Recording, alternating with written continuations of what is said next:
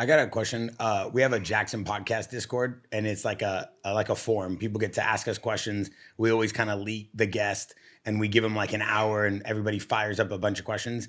And people asked, and it was kind of a good question. They said, "Do you think that Deegan got the spike inspiration from your helmet? Because you used to have that one spike on your helmet." And they were wondering, I think did Metal Mulisha? I think he got that inspiration from the band Guar. But wasn't Link Ogle the first one that ran the spike, I think? Yeah, I think so. Link Ogle, he had the huge ones on his big old fox chest protector. Like, no, I think as far as a lot of the whole Metal Mulisha thing, a lot of people don't give credit to Link Ogle. And he's originally the one who started Metal Mulisha, was Larry. And I've grown up with Larry since we were probably 12, racing motocross together. He's the original founder? Yeah, he's the original dude. Well, actually, to be honest with you, Nathan Fletcher. Yeah, him and Nathan Fletcher. Nathan Fletcher. Yeah, the Fletcher family? Yeah. Nathan, Wait, what? Nathan is actually one of the baddest dudes on a dirt bike that I know. He was one of the first Foot dudes plant I know doing 360s. foot plants, off cliffs, and then he kind of just backed out of riding dirt bikes to focus more on his surf career, which he's amazing. Like seeing the shit he's doing at his age and still pushing the sport. He's the shit, dude. For sure.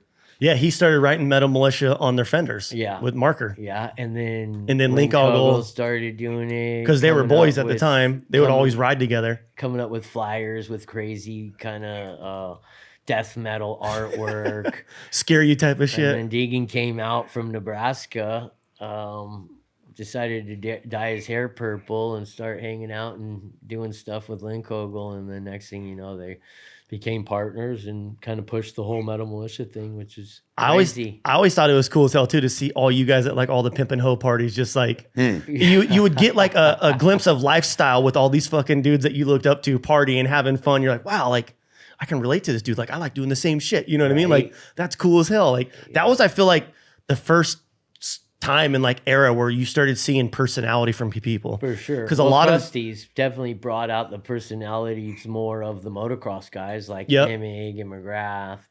Phil Lawrence, like all those dudes were in those original videos. Like it was always cool to see like dudes like that doing, having fun. And Supercross back then was really looked more at like NASCAR, where you're showing up with your collared shirt and just being a part of your team. Then all being of a a sudden, robot.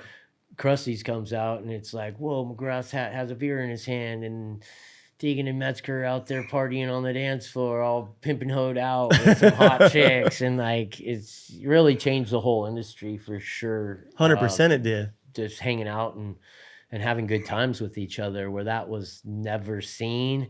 Let alone, I don't even think a lot of the dudes were hanging out until like the Krusty's guys had the pimp and hoe parties. And it was cool, the vision that like Dana and John Freeman and all those dudes had, you know what I mean? Like just because they were already doing all that stuff with snowboarding, and then they started hanging out with like you guys, or you guys started meeting them, and it just like both worlds collided, and it was like for the good of the sport, you know what I mean? Like it showed a whole new thing. Changed civilization. Yeah. As far as everything from, action sports, and then even people who weren't into action sports, if they just happened to see a Krusty video, it just clicked something in everybody's head that came across that it just, life was a little more free than people thought. I think a lot of people were uptight, and then all of a sudden Krusty's comes out and it's like, whoa, life really isn't that serious. Let's have fun.